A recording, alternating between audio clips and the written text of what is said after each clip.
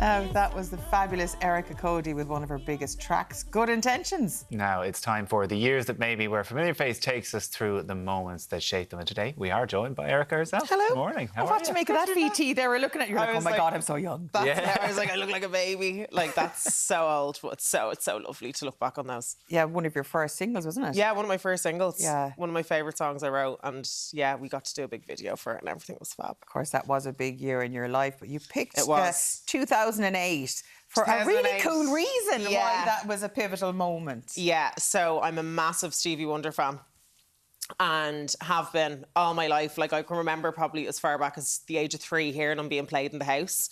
My mum and dad are massive music lovers.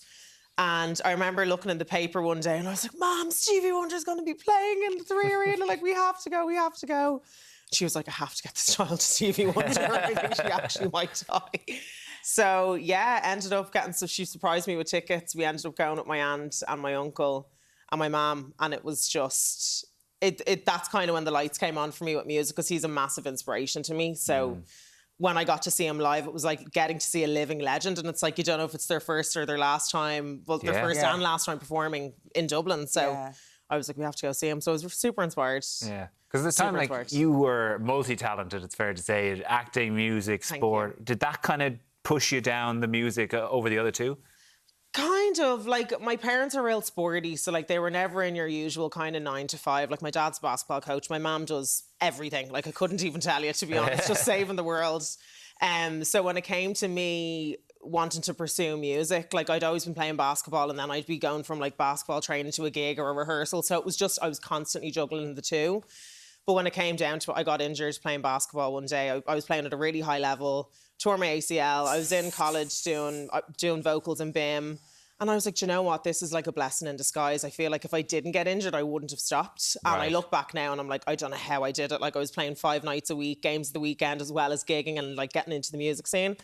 So yeah, that was it. And then the rest was history. And I gave music a full... So do you think if you didn't get that injury, you might have actually gone down the basketball route more seriously? Kind of, because the thing is with basketball is that I was supposed to go to the States on a scholarship. I know, just after my leaving cert. And then I was like, there's just something not pushing me to go. I was like, I feel like I really want to be here and kind of make something of myself here first before I just like run away to another country.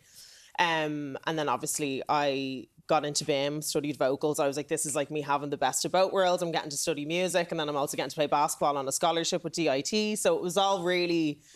It was harmonious until I got injured, do you know what I mean? But I think everything happens for a reason. And once that happened, I was sitting in the hospital bed, my new knee. I was like, I have a 9 months to a year here to actually figure out what I want to do. And I was like, I'm just going to give music my everything. Because I had to learn how to walk, skip, hop, jump, everything again. So I was like, it's going to be a mental battle as well as a physical one. So I was like, I need to put my all into something. And I just threw everything into music, And what were your parents like with supporting you in that? Obviously on Mother's Day we're talking about the support that mothers give you. And I know I said earlier, mine was like, go do what you love. It might be hard to break into, but go and try it. But was that the kind of support at home as well? Exact same. Like, my mom's my biggest fan. She doesn't miss a gig. She doesn't miss a shoot, a show, anything, anywhere where she can be, an event. Like, she's always there. And my dad especially, like, my dad is a massive, massive, massive supporter of what I do as well. So they were always just like, look, you can do it. You're just going to have to work twice as hard and, you know, have a thick skin. You're going into the music industry as a young woman of colour. Like, just make sure that you know what you want and you stand for what's right for you. So, yeah, they just always... The morale was always very high with my parents, you know. 10 years ago was another year that was very important for you, 2015. Tell us what happened then. 2015. What happened to 2015? You opened for WizKid. Oh my God, sorry. I opened for WizKid. Very important. Again, very, very. I'm like, so much time has gone past. I'm like, it's mad. Yeah, I opened for WizKid. That was my first ever gig that I had.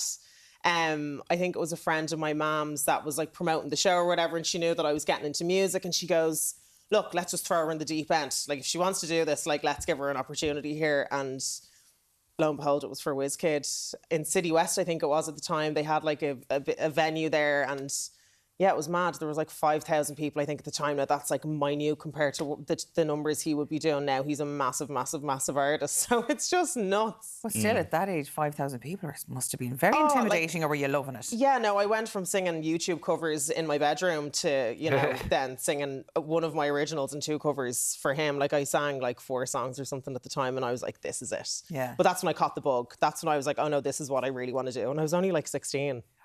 Which is mad to think I'm doing it that long. Yeah. I know. A baby. A baby. And then went on to, you know, support the likes of Jessie J, On Vogue. Yeah.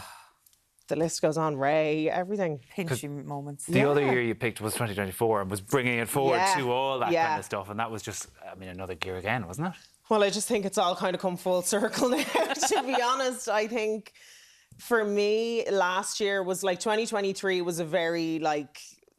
It was a bit of a jarring year. Went through a breakup. My dog died. You know, had the whole like split up with like my professional and personal relationships were just, I didn't know what was going on. And then 2024 was my year of like redemption, I want to say. So I was like, yeah, this is going to be great. Like went to the Eurovision. That was all great. Like, and that was just something to get me back on the horse. And I'm so happy with how it went. I just wanted to do something I was really proud of. And then I was like, do you know what? I need to actually just take a little bit of a break. I was like, I feel like I've just been on this horse for the last God knows how many years, just trying to make a name for myself and just getting to know the industry and everything. And then I was like, do you know what? After Dance with the Stars, then I had my own TV show with Danny O'Reilly from the Coronas. We had our own music show. So I just felt like everything was on the up and up and up. And I didn't have a chance to just kind of sit still. So I was like, last summer, do you know what? It's going to be my hot girl summer. And I'm going to have a very good time with my friends. And I did. Did you have a very good time with your friends? I had a very good time with my friends. Were you a bold girl? Not too bold. Never too bold. But you know yourself. Bold enough. Literally. So I was still writing and stuff in the process of, you know, just living my life. And then, I had all these songs called like Girl Don't Do It, Ruin My Life, Last Man Standing, like you name it, trying to navigate the dating world for the first time. You did an Adele. I did an Adele. But or make it R&B. Yeah. Make it R&B and garage, basically. Yeah. And then it came to the end of last summer and I was like, I want to put this all into an EP. And then I was like, do you know what? I want to do merch to go with the EP. But then I was like, oh, I've always wanted to start a brand. And then that's kind of how Rally Girl, my brand, came about. And I rebranded my indie label to Rally Girl Records because my friends kept calling me Rally Girl through the summer. Because they were like, you can rally us from the club to the house to a breakup, like through everything. Rally Girl is basically, it's not just a brand, it's a lifestyle. It's for the girls. It's for... You got it, girl. Just keep going. Yeah. You know, that's the whole mentality behind Rally Girl. So that's where that was born. So that's why 2024 is like a really significant year for me because I feel like for the first time, probably in my whole career, I feel like I've arrived and I know where I'm going and the vision is very clear. So, when did you get your tattoo? Which one? Your matching mammy tattoo. Oh, this one. We got it on Monday. I know. 'Cause my mum lives in Sligo with all of her animals. It's just a little heart. She came up on Monday, so we had a day doing matching tattoos, and that's so sweet. I don't know who am I showing this to now. I don't know if you can see. Hi, Mum. Into one there, we can see it there. Oh. Yeah, so we went and got matching tattoos on Monday. My mom's the ultimate Rally Girl. Yeah. Like, let me tell you, she's like the OG. She's the inspo. Yeah. You know, so just power through. So 2024 was the year of like the pivot. So now the pivot. The world's your oyster. And now it's just like, okay, now we've gone through all of that. You know, we've rallied through. Now we're at 2025 now. We've got to keep pushing. Yeah. Have to keep going. So it's new music. Yeah. Videos. Erica, shows. I can't believe you've done so much in your own 27. Thank you so much for sharing the years that have shaped you. Thank you for having me. Next time you might have the Grammy here with us. Who knows? Who knows? Maybe we'll save it for that one. Now, up next, we're checking out the must-watch TV and films this week. And of course, Sunday wouldn't be complete without our telly and film buff, Cillian O'Sullivan. What's on your watch list this week, Cillian? We have so much to talk about. I always try and keep it varied, and we have definitely something for everyone this week. There's a new A24 dark comedy movie. Paul Rudd and Jenna Ortega star in this, where they knock down a unicorn, and then it's kind of like a mix between Jurassic Park and a zombie. But look, there's a lot going on in this movie, but it looks really, really good. Paul Rudd and Jenna Ortega, I mean, that should be enough to get you there. Will Poulter is in this as well. He's stretching his comedy bones in this.